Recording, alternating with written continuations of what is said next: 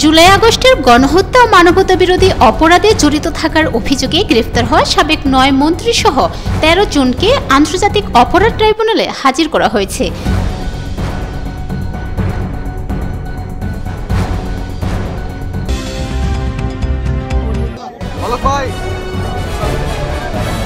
এদিকে আদালতে হাজির করার সময় হাত জোড় করে দোয়া চাইলেন আনিসুল হক ও পলক।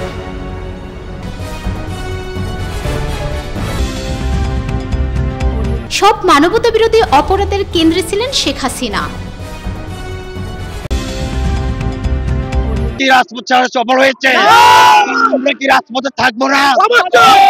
সরকারি তিতুমির কলেজকে বিশ্ববিদ্যালয় করার দাবিতে ফের সড়কে অবস্থান নিয়েছেন শিক্ষার্থীরা। চলন্ত ট্রেনে হামলা, পাথর নিক্ষেপ, শিশুসহ অসংখ্য আহত।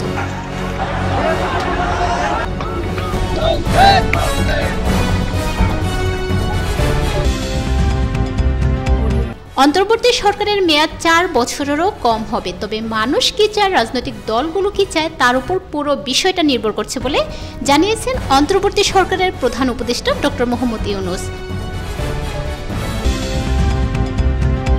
কারাগারে বদলে গেছে সাবেক সংসদ সদস্য ব্যারিস্টার সুমনের জীবন। সেখানে তিনি ৫ ওয়াক্ত নামাজ পড়া শুরু করেছেন, পাশাপাশি পত্রিকার খুঁটিনাটি পড়ে দিন কাটাচ্ছেন। নির্বাচন দিতে যত দেরি হবে সমস্যা তত বাড়বে, মির্জা ফখরুল ইসলাম আলমগীর।